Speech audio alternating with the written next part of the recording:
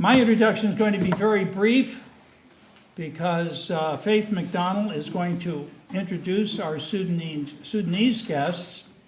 And Faith needs a very brief introduction to this audience because she has spoken at Westminster before and been a frequent guest on the other side of the podium. I would simply say that Faith is one of the most eloquent champions of religious freedom, one of the strongest voices against religious persecution, and most especially as it has affected Sudan and southern Sudan. I was recently at the premiere of a very moving picture called Christians in the Mirror this week.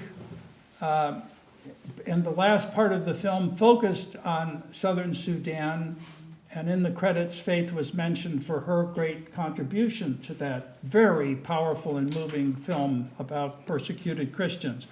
Faith, as you know, is from the Institute of Religion and Democracy, and she's the Director of Religious Liberty Programs and of the Church Alliance for a New Sudan. She will be introducing the guests after her own introduction. The topic tonight is, which revolution will succeed in Sudan?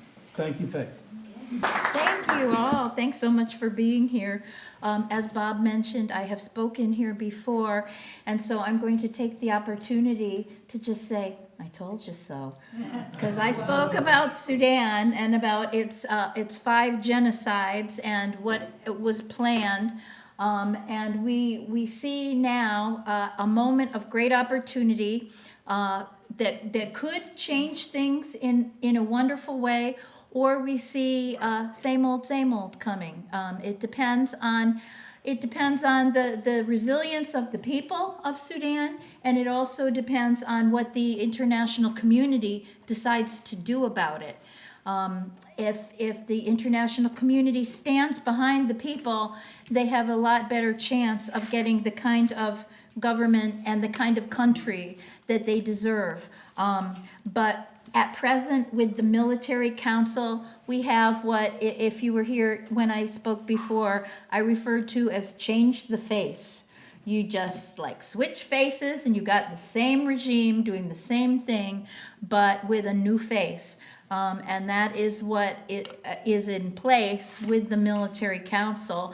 And in some cases, they haven't even changed the faces. They have the same ugly face of Hemeti, who was the sponsor of the Janjaweed in the Nuba Mountains and Darfur.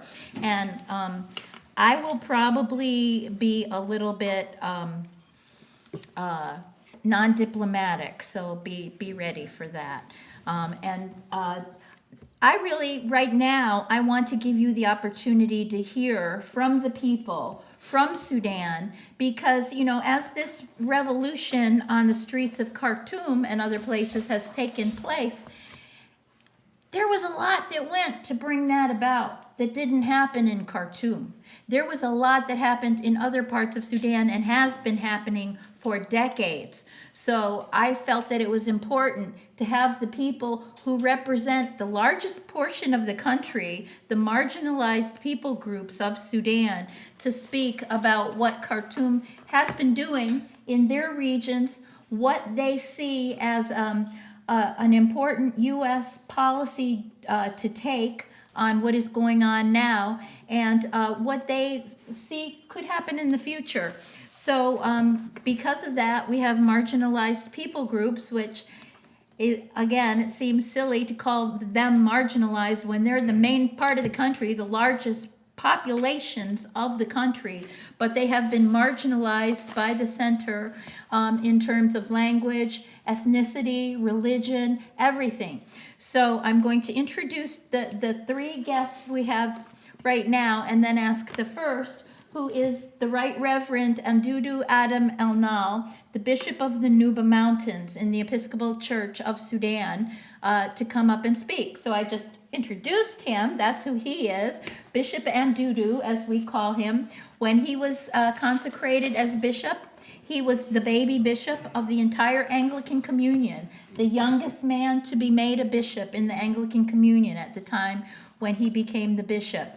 and he has testified before Congress after the excuse me, the attacks by Khartoum in the Nuba Mountains, and I'll allow him to tell you about the Nuba Mountains and what has been going on and what role the Nuba have played in bringing about the possibility of change.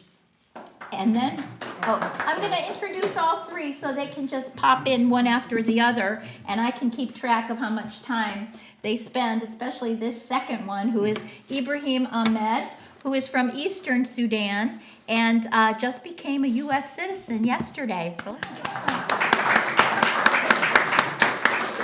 he's very happy about that. And you don't hear a lot about Eastern Sudan, where the Bija live, but it's a very key place. It's where Port Sudan is, and it's an area of a culture that Khartoum has been trying to wipe out. And if you know your Rudyard Kipling, you may have read the poem Fuzzy Wuzzies, and you know about the only group that was ever able to break the British formation of the square. The British square was the Bija when they were fighting for the Mahdi in the 19th century. So Ibrahim will go second and talk about what Khartoum has been playing with in Eastern Sudan. And then third, my friend Daowd Salih, who is from Darfur, will be speaking. Darfur has been really in the mix on this as well, both in the past, well, since before 2005, well, for decades, but particularly with what's been going on now, the Darfurians have also been very targeted by the Khartoum regime. So Daowd will then speak to you, and then we'll finish up. But right before the bishop comes, let me just say there are some signs that the international community is starting to take notice, and actually the Assistant Secretary of State for Africa is probably in Sudan now as we speak. It always depends what goes on in the negotiations, though. There have been declarations made from the international community, which I'll be happy to share with you later. Congressman Jim McGovern from Massachusetts has made a great statement following threats by the Transitional Military Council against peaceful protesters. And we also have the oral question on Sudan from the House of Lords in the British Parliament with Baroness Caroline Cox, who maybe some of you have heard of, who's a tough cookie, and she gets right to it and asks the UK government what they're going to do to help the people of Sudan too. So let's think about that and what we can do to help the people of Sudan, and I'll ask Bishop Andudu to come up. Thank you. Thank you, Faith, for a good introduction, and thank you all for coming. In Sudan, we talk a lot. I was given a few minutes.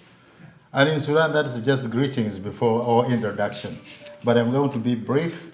I came from the Nuba Mountains, that's South Kordofan State. And the issues of Sudan, I just want to start from right the beginning of the independence of Sudan in 1956. The war started from there. When the British were living in Sudan, they left all political and economic leadership in the hands of the Arabs. So we can divide Sudan black and light-skinned people, even if they are not Arab, but this is what we call them. So there was like 800 positions, but all the black, including South Sudan, Darfur, Nuba Mountains, they were just given 11. So they feel they are not justified. The war started in South Sudan. The Arabs took on the power till today. They marginalized the black people in the Nuba Mountains in South Sudan until South Sudan got their independence a few years ago. So, and what was going on all these years? The government of Sudan and successive government of Sudan, they built on one another.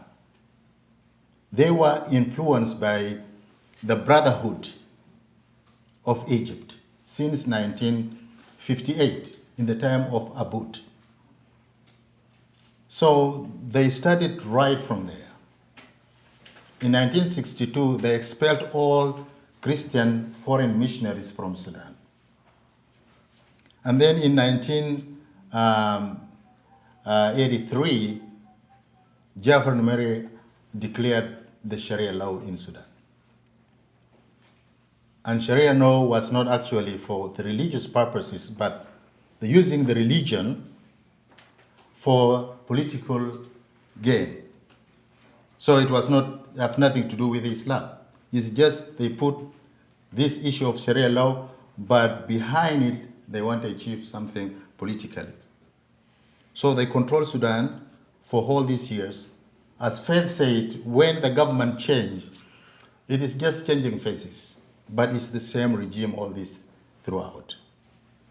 And the Nuba Mountains, we are marginalized, educationally or financially and everything.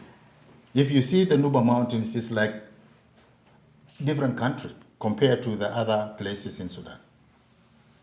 So what makes things worse, in the Nuba Mountains, they declared jihad, the holy war. The holy war is supposed to be against non-Muslims. But in the Nuba Mountains, we have many Muslims. That's why I'm saying this is just politics, it's not religion. We have many Muslims, many mosques were destroyed. So it is not religion, it is just politics.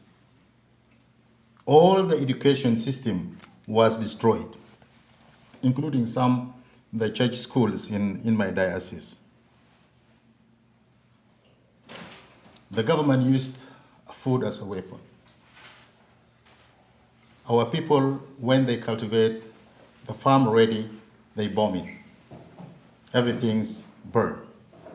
So that people will be hungry, they submit themselves or they go to their sites. All the resources were taken from Nuba Mountains. We have oil, we have Arabic gum. There is a draw of pipes from Nuba Mountains to the north. The people of oil, we were given only 2%. And even this 2%, we have never seen it. We have a lot of resources like gold, like all these things, but we don't get anything.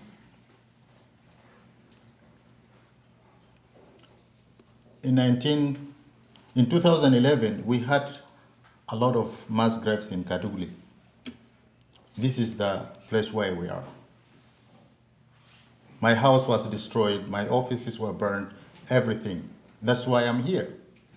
I'm not here because I like US, but we are forced, we are kicked out. Not me alone, but the many people kicked out from Sudan. I just want to go to see that the government of Sudan, in previous years, they hosted Osama bin Laden.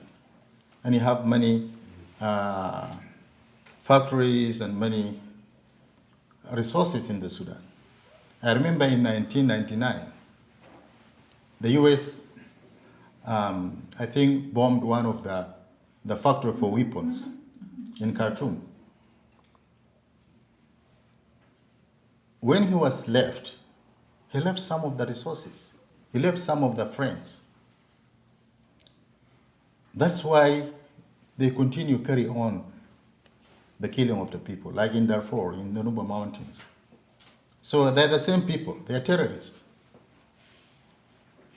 They're a threat to the Sudan and to the people. We have lost like 2 million people in the first war, 4,000 refugees. Here in the US, we have over 50,000 people. The country of Sudan is like expelling people. They are in Uganda, they are in Kenya, they are in Ethiopia, in Egypt. Our people, they scattered all over the world. I have 2 brothers in Australia. We are here 3. We have my sister in Egypt, some in Sudan. This is we are from one family, but we scattered. So this is what is going on with the government of Sudan. If the government of Sudan is a threat to the Sudanese, then it is a threat to everywhere. You can't say only you are a threat to Sudan and that's it. No.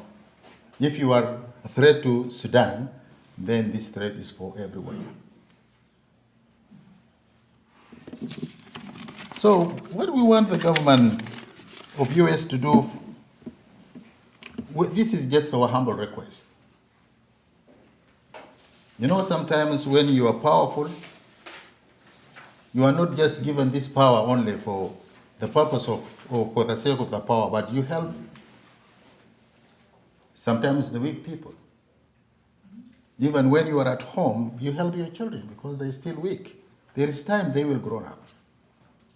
And this is what we want from this great nation here. We want them to be involved, more involvement in the issues of Sudan. We want the US to stand with the people who are dying and crying for justice, freedom.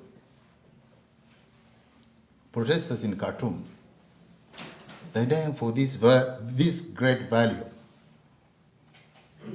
We need the US to stand with them. Not with the people who are killing them. Not with the people who are terrorizing everybody. This is what we want the US to stand with the people in Sudan, the protesters. I know they're involved, but we need more involvement. The other things is, we have many prisoners in Sudan. We need these prisoners to be released. Some of them, they're in secret prisons. It's not just in regular prison, but they have homes, houses where they keep many politicians. And now we have hundreds of women. They were arrested. And they were raped. So we need these to be released. Many soldiers, because the government destroyed the army system in Sudan. Now the army in Sudan, they just belong to parties. This is not national army. And that's one of the problems of the Sudan. In the Nuba Mountains, we have like 11 years. There is no food. I was there last 2 months. The government of Sudan, they ban all international organizations to give food to the people. They say, no, this is our country, this is just few rebels, we're going to deal with them. But the food was used as a weapon. We have children like 8 years. They have no any vaccination. The government also stopped vaccination for over 1 million people, children. Now they started dying. Since the government was hindering this aid, I think this is the time where the US can move in to give food to the people, to take the vaccination to the children in the Nuba Mountains. We have a lot of money and resources. It was taken by people. We want the US to use their technology to get money back to the people of Sudan.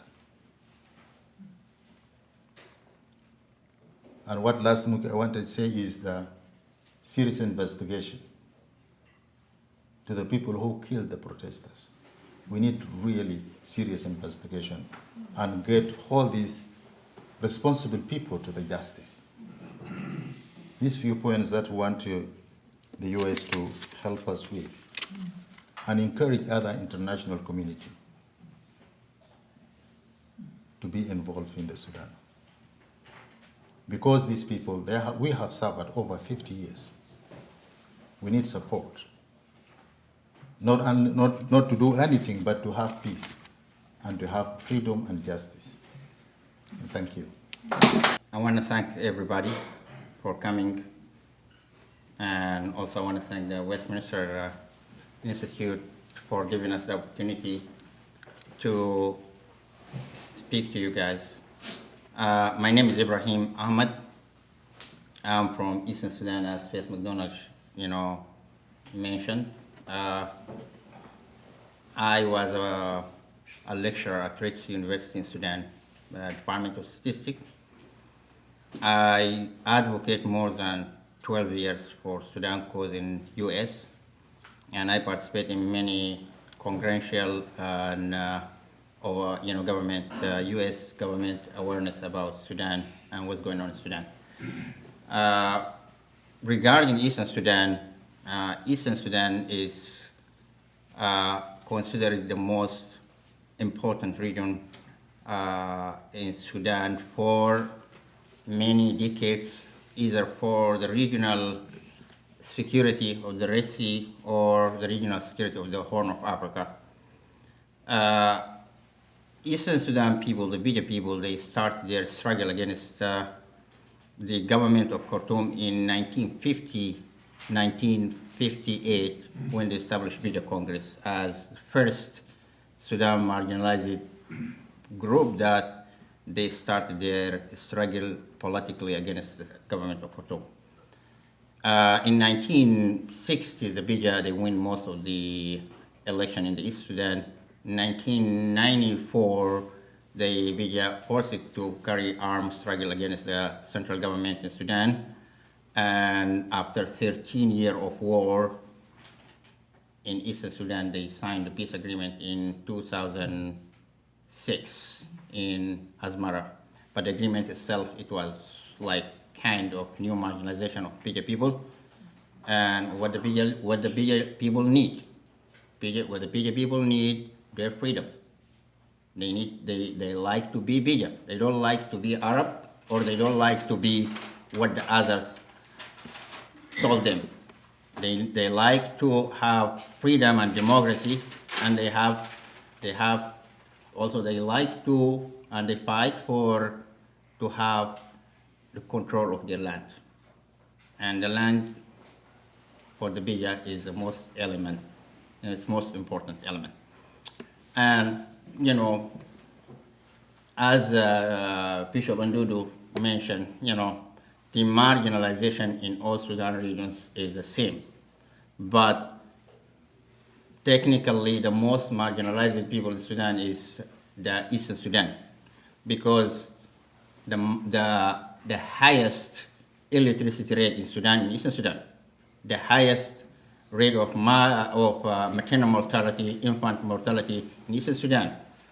The same thing is like the political participation of the Bija people in Sudan is the lowest. Maybe you can find during the democracy, during military regimes in Sudan, there's participation from other regions of Sudan, but not Eastern Sudan.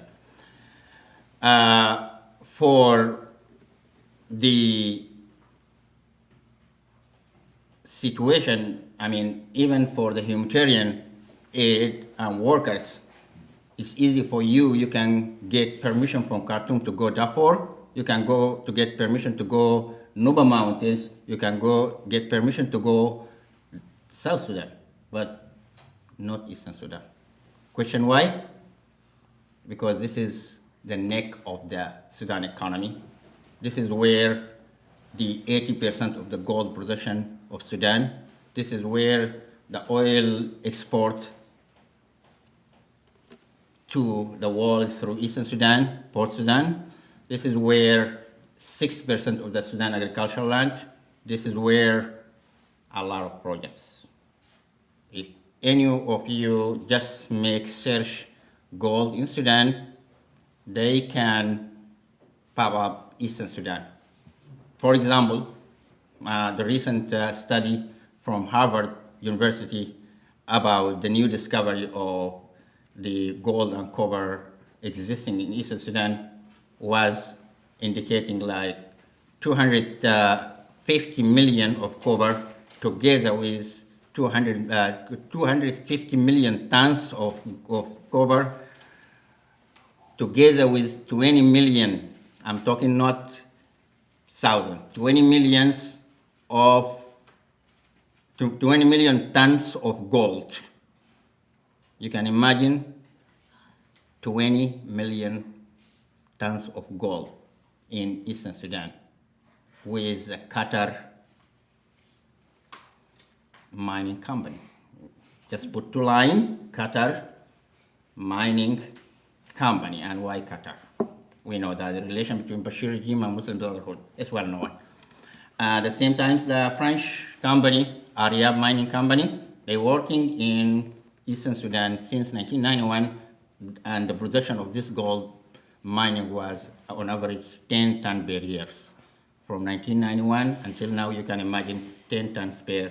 I'm not going to talk about much about the resources of Islam because there is a lot of time, need to cover this area. So regarding what happened in Sudan right now, anything happening in any part of Sudan can affect any other regions. For this time was the opportunity given to the civilians to lead the political campaign inside Sudan, so that all the youth and all the women and all people from all around Sudan, they gathered together and they forced Bashir and Muslim Brotherhood government to step down. There's a lot of killed, a lot of tortured, but the price was Bashir is out of the power. And I think that was a very good moment for Sudan people, and it was very promising, future for the Sudan people. But this dream killed by the other side of the Gulf countries. So we have in, my background is statistic. So we have in the statistic the outcome of the flipping coin is either head or tail. So we have, in the first thing, we have our fight with Bashir and Muslim Brotherhood. This is like the head. But what is the other side of the coin? Is the tail. What's the tail? The tail is the Wahhabi. The Wahhabi Saudis. Okay, they come back to Sudan. They support the military and the Janjaweed militias. You can imagine the word Janjaweed is well known for, American and all over the world, the genocide that they committed in Darfur. So we killed first by Muslim Brotherhood. Second, now we are killing by those Janjaweed supported by the other side of the coin. So at the end of the day, whatever the head or tail, the product of the flipping coin is to be Arab. I think this is what they need us to be. But I don't think it's going to be easy journey for them. We fight Bashir 30 years. We fight Islamists 30 years. And we will not accept to be anything other than we are Sudanese. We're gonna not accept anything except we are Sudanese. We're not gonna be Muslim Brotherhood, and we're not gonna be Wahhabis. So the other thing is like what's happening right now in Sudan. Same, I'm gonna come back to my background statistic. In the theory of the random walk, we have the output of any product is either going forward a step or going back a step. So the random walk, technically defined as a process of randomization, like an object, how can return to the original beginning step, beginning point by two outcomes, either forward or backward. So what's happening right now in Sudan is still they want to apply the random walk to us. Either we are going back, we are coming back. At the end of the point, we have to go to the original point. What's the original point? We have to be second citizen in our country. Second class citizen in our country. Whatever the players is the head of the coin or the tail of the coin. But I think we will not limit our dreams, our future in the output of the coins. We have our own coin. What is our coin? Is the Sudan marginalized people. Darfur, Nuba Mountains, Blue Nile. We will not accept anything that except we are Sudanese. Nobody tell us what to have to do. Millions of our friends died for this dream. Millions of friends, our brothers, died in Blue Nile, died in Nuba Mountains, died in South Sudan, died in a big area for one reason. We need to be free. And anyone not accepting that we will be free, I think it's going to be a wrong hypothesis. For who will win the revolution in Sudan? I think still we have to look about what the other thinking about us, or what the other want the outcome in Sudan. I say, as I mentioned, the others, the regional player, they want the outcome either to be head or tail, but we don't need head or tail. We need to win. We need to win as a Sudanese. We need to win as a marginalized people. So all the effort that advocating for, the military council or the, what you call the other head of the coin, I don't think is any success. The winning and the winner in the coming, days in Sudan is the Sudan people. Thank you. Thank you. First, I would like to thank Ms.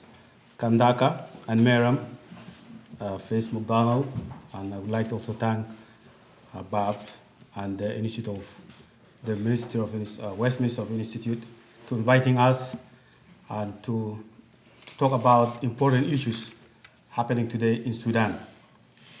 My name is Daowd Salih from Darfur region.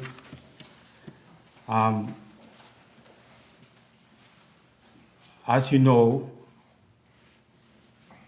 the first genocide in 21st century is in Darfur. And when it started, that genocide is early 1990s up to now. I'm here to confirm that my region, which is Western Darfur, first region that has been attacked in 1994, and in 1999, when we were in refugees in Egypt, we wrote an open letter, include all the incidents that took place from 1994 to 1999. It's become only document that through the international community recognize what's happening in Darfur was genocide. Recognized by UN Security General or General Assembly, at that time Kofi Annan, he referred to our letter that situation, the human rights situation in Sudan was deteriorated and the world community needs to take actions. In 2003, the people of Darfur come together to form a movement in order to fight, to defend themselves. That's why international community recognized as a genocide happening in Darfur.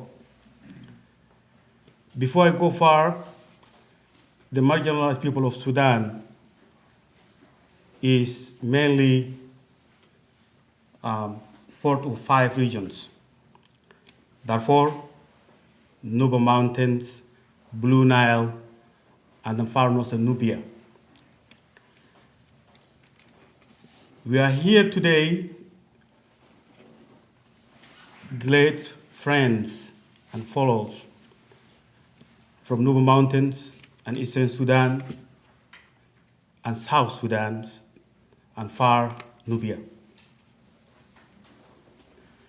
We have been marginalized for so long. I remember in 1987, I was just finished middle school, going to high school. I met a leader from Nuba Mountain. His name was Father Philip Abbas Kabush. He formed a political party to fight the marginalized people of Sudan and all people of Sudan. I joined Father Philip Abbas Kabush and worked with him together as a Muslim, as from Darfurian.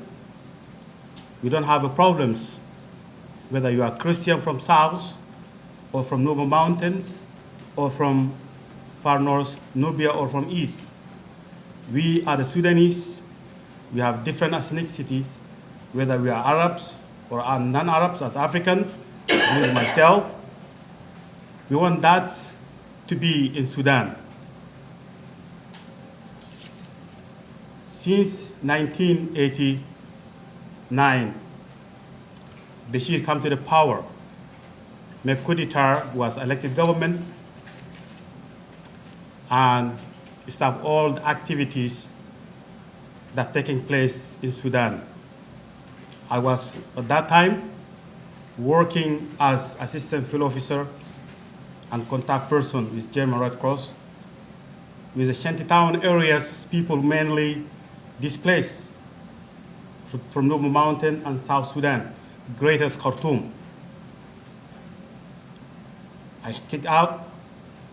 Since 1990, I didn't go back to Sudan, and I determined I will not go back until there is a full freedom and democracy in Sudan.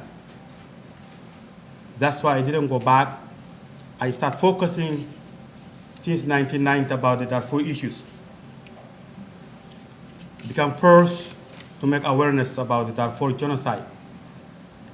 We as a Darfurian, like similar with the people of Nuba Mountains and other regions, we don't attempt to attack any peoples or harm, but Sudan government with the National Islamic Front choose one group to arm and ties the regions, specifically Darfur regions at that time.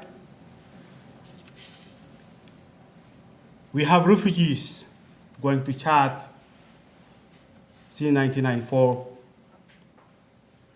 The number, the refugees, Darfur refugees, Sudanese refugees in the world, we don't have a statistic yet.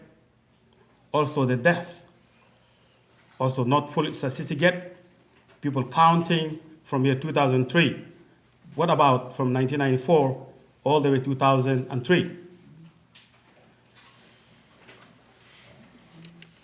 Marginalized people of Sudan's victims from South Sudan to Darfur to Eastern Sudan and to far north and Blue Nile and Nuba Mountain.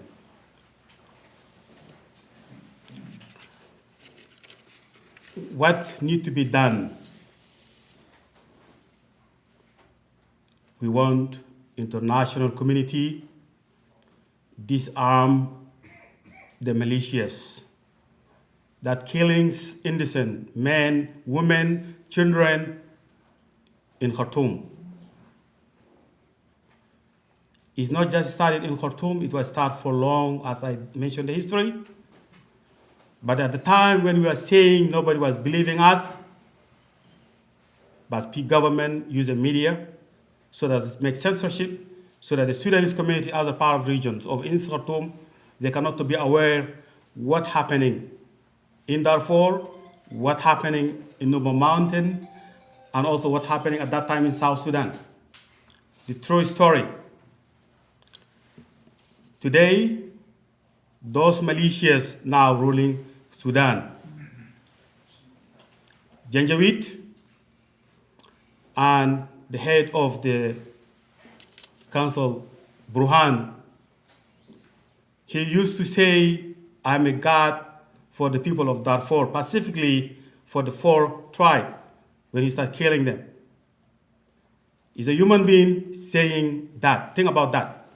And he's now in Khartoum, ruling the country. Who are those Janjaweed? Janjaweed are the group of the nomad when he started in Sudan as a few tribes from, we call them Arab tribe, who stay long with us quite a long time ago, it's peaceful.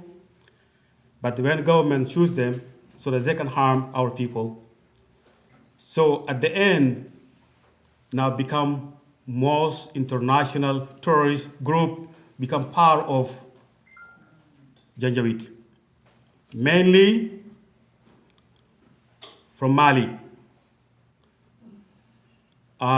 North Mauritania, Niger, Maiduguri in Cameroon, Nigeria, Boko Haram, and Chad, Central Republic, and Lord Resistance Army of Uganda. Everybody inside this. Because, and also Al-Shabaab of Somalia. Because all those created by Islamic Front of Khartoum. That's why now they are fighting to take the government in Sudan, so make international terrorist government. But their aim is not only in Sudan, not only Darfur. That's why we used to say the genocide in Darfur is not the like genocide that took place in 1994 in Rwanda. Darfur genocide is going beyond. Take the land from the indigenous African and expand, put an Islamic state so that they can make influence to other countries. That's what's happened in Darfur. Now, Darfur, we have a new settler. The Sudan government give them Sudan nationality so that they can stay there. Now, the dangers of that, of the neighboring country, the Chad, Central Africa. If the Central Africa means South Sudan, our great ally, our great friend, if South Sudan means Uganda, go to Horn of Africa. That's his strategy, all the way to Somalia. In West Africa, from Darfur all the way to Mali, the map, to change the map of Africa. The mission of Arabization and Islamizations is this is what's happening now today in Sudan.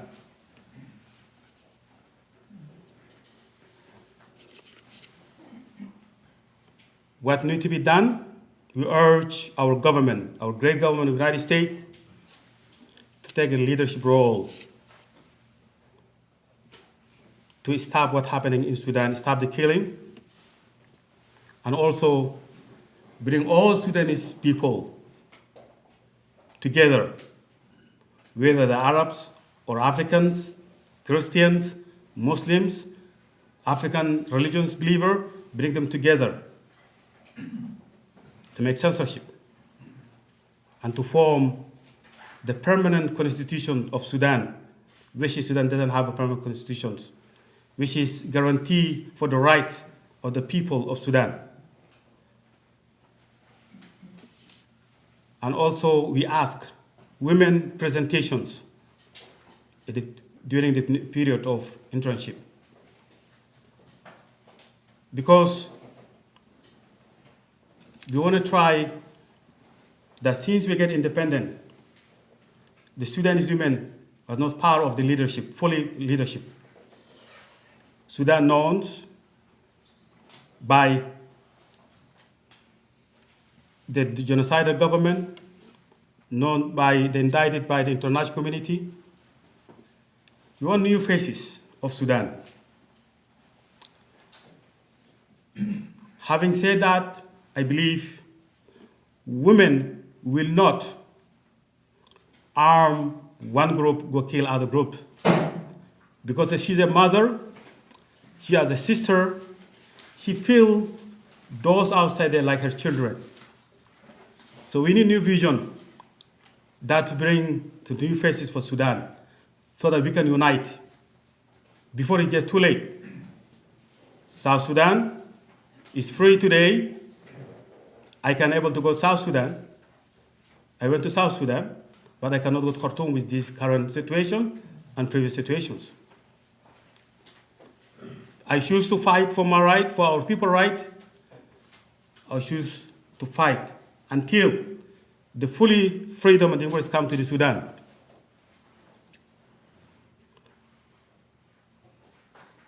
'34 or 35, I'm working on that. I'm talking about 1987 to today. I got this leadership from Father Philip Basqa Bush. How you become a leader for yourself and say what you want to say without going to ask Sadiq al-Mahdi what to tell you to say. I grew in that environment. I will never give up. And my fellow here today, they will never give up. We will continue.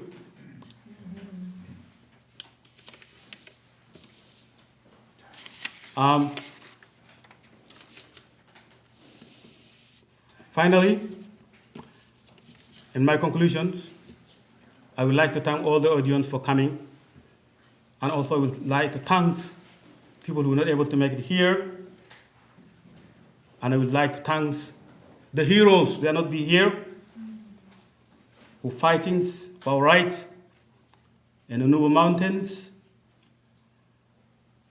Eastern Sudan, and Darfur, and Blue Nile. Thank you for having us. Well, my brothers were very good on time. Everybody did a wonderful job, and we're going to take questions in a few minutes, but we have a little bit more time, and I'm going to actually ask each of them another question about something that they didn't get to. And to frame that, I just want to tell you too that I have this list for you that I'm going to hand out. So you will have a checklist of what the top 10 ways are that you will know if real change comes to Sudan.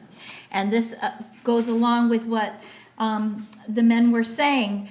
Number 10, a new Sudan. No more racist, supremacist attitude towards Black, African, Indigenous Sudanese. Number 9, remaining thousands of enslaved Sudanese freed immediately. Number 8, religious freedom, including the right to convert, share your faith, and worship to all Sudanese. Number 7, real intelligence to the U.S. government instead of the bunkum that the CIA gets now that they think has been worth supporting the government of Sudan for. Number 6, no more assistance to ISIS and other jihadists, but help to the U.S. government in nailing them instead. Right now, the Khartoum regime has been assisting ISIS in moving from the Middle East through Africa.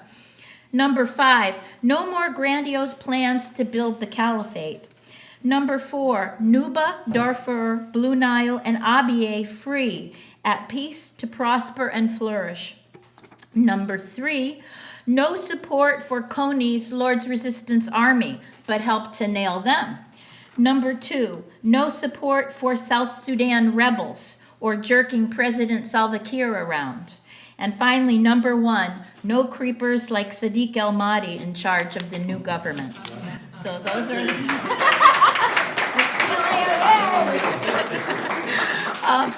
I have just 3 questions, one for each of them, just to give you a little thing that they didn't talk about.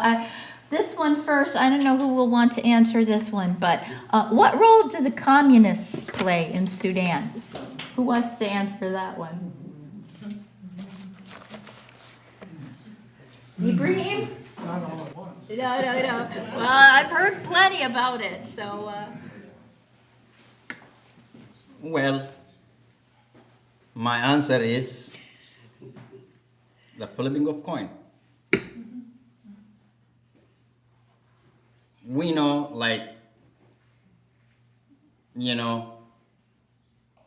in the Middle East, either the head or tail. So, at the end of the day is the identity. What is the identity? Arab identity. It doesn't matter a communist or left wing or Muslim Brotherhood or something else. At the end of the day, the outcome must be Arabs. Arab identity. So the communists is still, they are against the Muslim Brotherhood and they are against the Wahhabis. But still they agree about the bottom line is the Arab identity. Even if you can find in the Middle East, you can find Muslim, you can find terrorists, you can find communists, you can find Christians. All of them agree about the bottom line, the Arab identity. Thank you. Okay. Now, I have a question. We actually have a friend here who is from the far north, from Nubia. So this question, and Daowd mentioned him. Daowd also used a title when he talked about me. He called me Kandaka. Do you want to explain what a Kandaka is? Come on, Daowd. Kandaka is a highly respected symbol of women. More on that, people part of the Nubia will explain it. But in Meram, we have a Meram in Darfur. Meram also, the strong female that play role in the leadership for the family issues, and is a very high ranking and respected Kandaka and Meram. That's why I refer to you as the Kandaka and Meram as our tradition, as African traditions. Thank you. Okay, and I'll say it goes back even further, which our friend from Nubia could tell you. If you remember the New Testament in the Bible, one of the apostles, Philip, was on the road to Gaza, and he met a man in a chariot who is in too many translations of the Bible referred to as the Ethiopian eunuch, when actually that man was from Sudan. He was from Cush, from Nubia, and he wasn't the official of some queen named Candace. Her name actually, what was her name? Tiwe? Okay, but her title was the Kandaka. So the Bible has made it, well, the Bible didn't, but translations of the Bible have made it sound as if she was Queen Candace. So now you will know, and one of the things that I do in my life, as one of my goals in life, is to let people know, no, it wasn't Ethiopia, it was Sudan. So that was where that kingdom was, and when the official went back to Nubia, it was not long after that a Christian kingdom was established in Nubia. So, and then finally, for Bishop Andudu, we have to have a question about the Nuba Mountains. Can you tell us, since we have a sister here from South Sudan, what kind of role did the Nuba play in helping South Sudan to get its independence? Okay. Actually, our people from Nuba Mountains, they moved to South Sudan.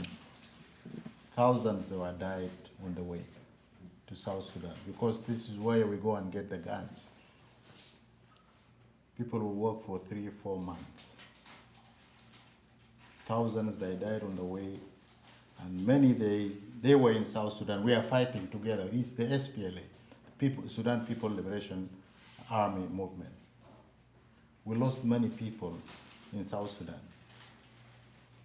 especially when the government was trying to wipe the rebels in eastern Equatoria, in western Equatoria. We lost many people until we were able to stop the Bashir's troops.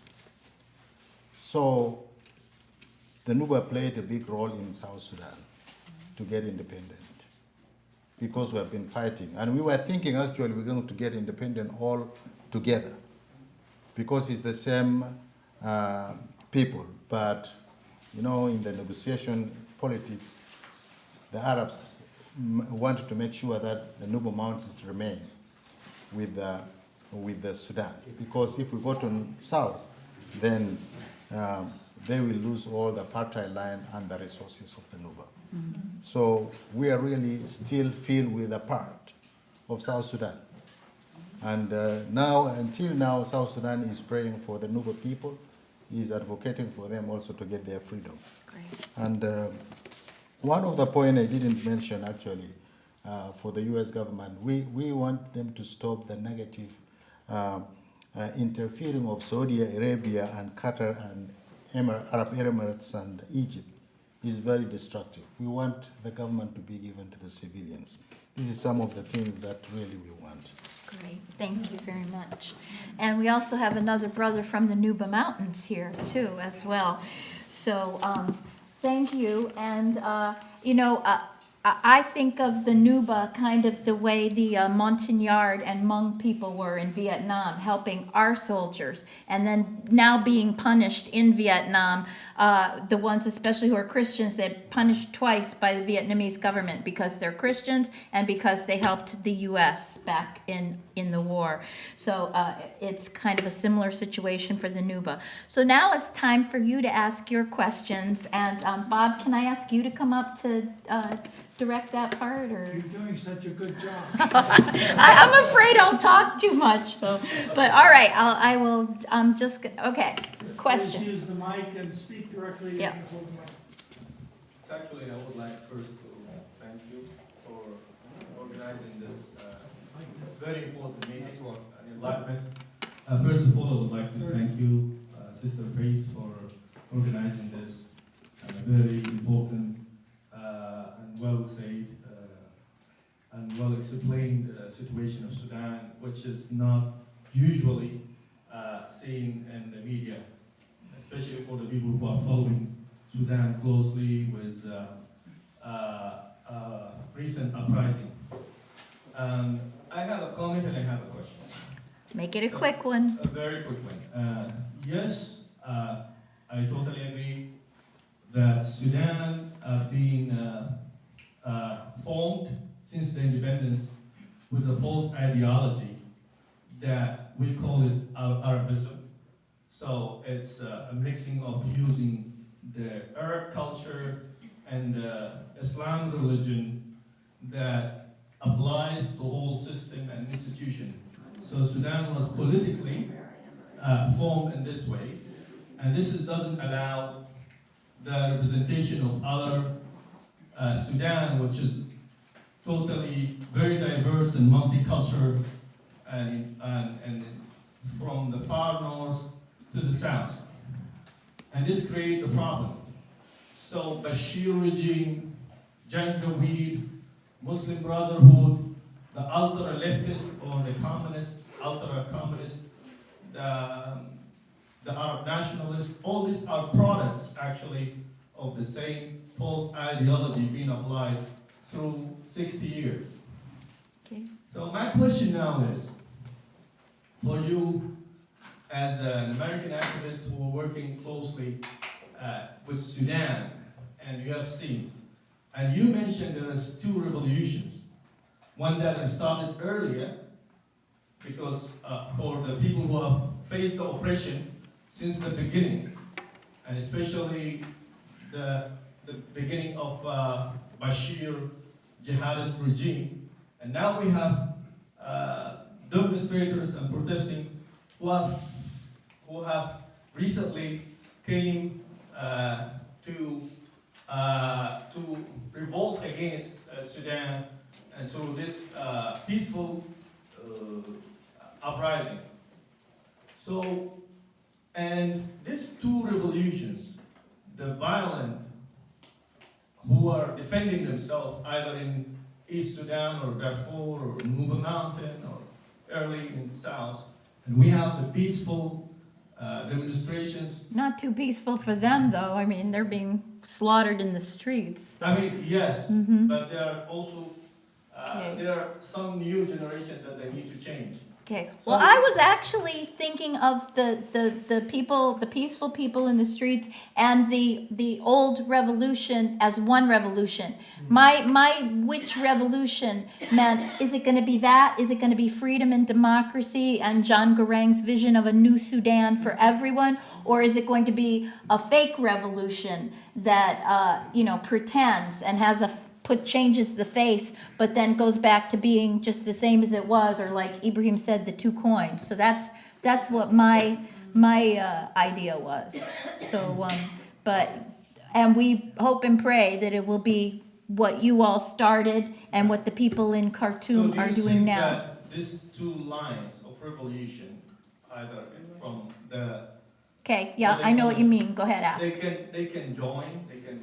I hope work so. together? They should. Well, they are working together in some aspects now, but they need to work together more closely, and to everybody needs to have that same vision. And I go back to Dr. John again. That was the vision that brought people out into the square in Khartoum and thrilled people. So most people want to see everybody free. They don't want to see some people marginalized and some people free. So I would say that's it. Yeah. Bishop would like to respond a little. Okay. Go ahead. Go ahead, Bishop.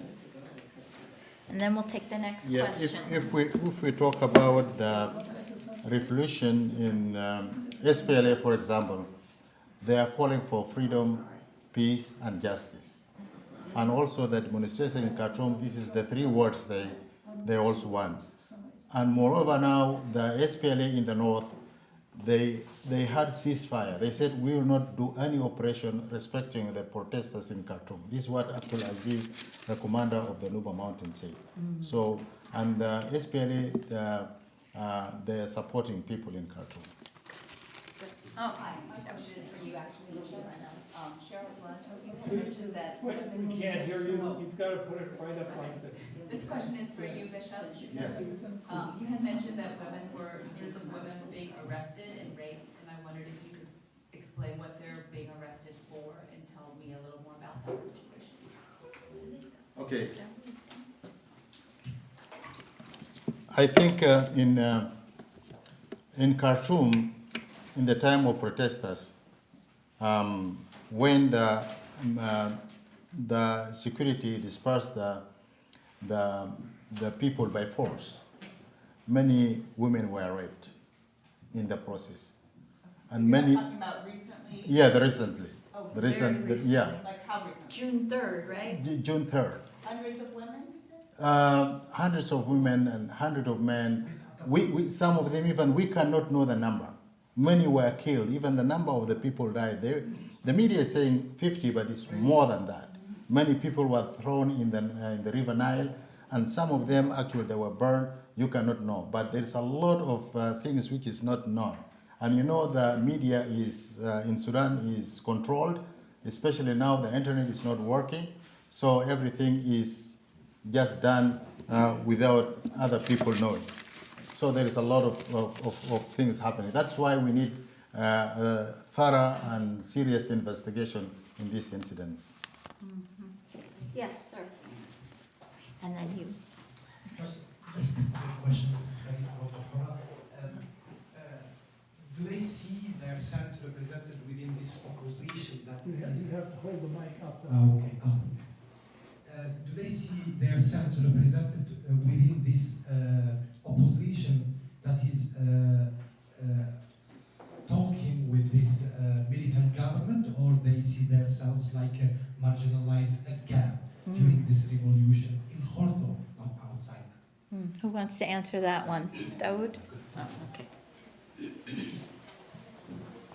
Yeah, okay, first I'm gonna comment on the point that Nuban Tut, he mentioned about two lines of revolution.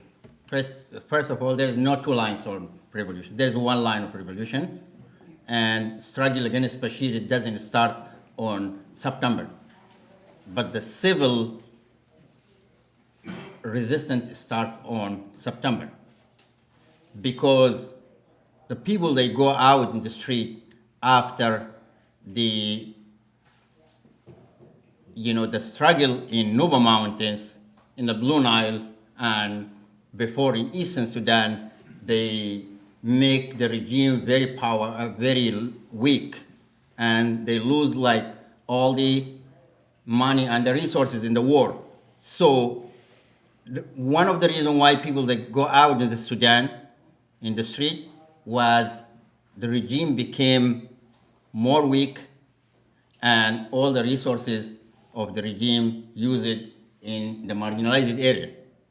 So there's no way like to explain there is a two line of revolution. There is one line of the revolution, because the demonstration was not just in Khartoum, it was all over Sudan. It was in Eastern Sudan, it was in Port Sudan, it was in Darfur, it was in Blue Nile, it was in Nuba Mountains. So I hope does not make misleading. It's like those are separate. This is the same revolution. It can take many, manifestation. It can take the army struggle. It can take the civil struggle, and it can take even what we do in Washington almost 10 years. Extend is part of the same process of the. And the other thing for the leaders of the second answer, the leaders of the Sudan, that civilians. I'm going to come back again to the same answer. Right now, there is no structured leaders. I mean, there's no one structure of the leaders that leading the, this kind of demonstration or this movement in Sudan, because they have, when they form this form of the Sudan Professional Association, it was not a political organization.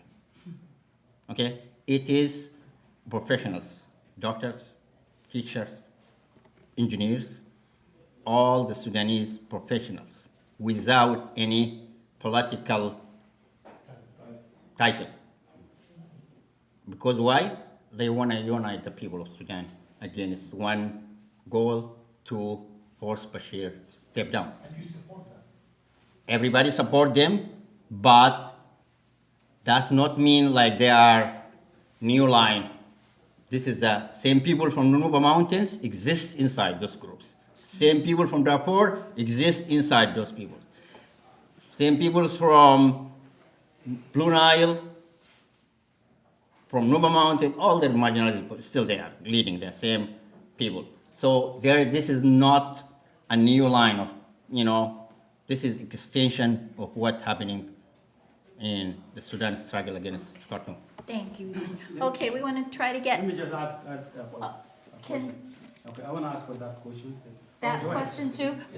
Let's get our questions, and maybe you can fit in your answer to that. So go ahead. Yeah, And then this lady. yes, I'm wondering what could be done to get the United States to do something serious and not just a trivial thing. Are there any resorts that could be conceded to the Trump organization in return? Some nice resort properties, where you mentioned 20 million tons of gold. Did I hear that right? Yeah. I've seen it online too. 600 billion ounces, Yeah. which is $800 trillion at current prices. Of course, after mining and Citgo and all that, but still, that's a lot. Donald Trump spoke of getting some oil concessions as properties in return for American actions, not just access, but actually ownership. Could a fraction of that be contemplated for ceding in return for liberation of Sudan? I think that would be a great idea. I mean, I think that business in both Sudan and South Sudan with American companies is very important. Right now, China is trying to swallow Africa, and we need to get American businesses in there. And I won't even talk about South Sudan, but in terms of Sudan, yes. I was just at a meeting at USAID today with really sincere director from the conflict resolution office at USAID who really wants to know what they can do to help Sudan. But I think that's part of it, but I think what you're talking about should be an incentive as well, that we, you know, and a way to help the resistance to get itself together in a form that they can then be the ones to negotiate, and then be the ones to negotiate on business deals and get some of this that has been stolen from them.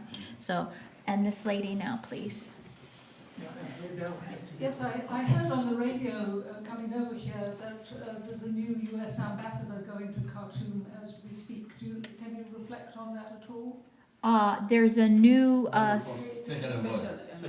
there's a new Sudan special envoy who's actually an old Sudan special envoy. So I don't know how well that's going to work. I hope it will work. At least it's a sign that we're showing some interest by having a special envoy. But this particular one, unless he's changed and gotten more strongly aware of what Khartoum was all about, I don't have a lot of hope for that. But the Assistant Secretary of State for Africa did go over today, and we've had assurances from different parts of the government in Congress and in the administration that they have no intention of letting the military council do whatever they want to do. So we can hope. Yeah, David, quickly, because we got to. Again, Dave Ryan. Just a quick question about, No, I got to hold it for perpendicular. right there. Against your mouth, Right. like a singer. Right. Yeah. This has to do with more of the international influences that the speakers might see. In the past, for example, both Russia and North Korea have basically been submitting arms to the military in Sudan. We've seen the 250-pound scatter bombs demolish villages. I've seen the result of that. I've seen the results of the Russian Army's military equipment. That's Russian still, mercenaries, too. Yeah, that's still a presence. I also have the evidence of photos of the Chinese military guarding the oil pipelines in northeast eastern Sudan. Now, if the United States is going to get involved in that, other than some kind of a quid pro quo economic benefits, they're going to have to deal with China in not only East Africa, but in eastern Sudan. So there are lots of players in this game. And how is the speakers here, how do you see the international community being leveraged, kind of like a chess game, for the revolutionary cause in Sudan? Because that's an important issue. We talk about President Trump. What are some of the ways in which you can see the United States manipulating some of the international players to the advantage of the revolution in Sudan? That's my question. Okay. Doug, do you want to take that one? Okay. Yeah, thank you for the question. For the international player in the Sudan policy or Sudan politics, you mentioned China and Russia. One important key element to get away from here with it is that Russia is been funding Sudan governments militarily and building policies with China. But Russia now, in Central African Republic, Bashir, before he left the government, He take them to Central African Republic by land. So they occupy now Central African Republic because Central African Republic is full of natural resources. You just name it. Because they're interested, Russians are interested to take those resources. They can make a sophisticated weapon to make power with the United States. So United States presentation is not there. France also is not there because France has been kicked out. Central African Republic is colonized by France. France no longer presentation and United States no longer presentation. Now, what does mean Russia in Central African Republic or in Sudan taking the resources and replacing United States? So that's why we need our government, United States, to be engaged and involved on those areas.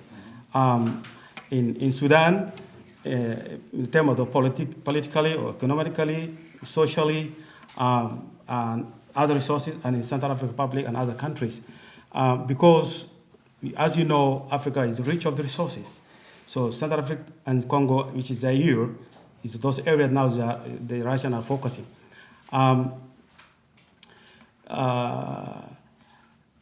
That's why we urge our government to take actions against the military council now in Khartoum to transfer to the transition government to the civilians.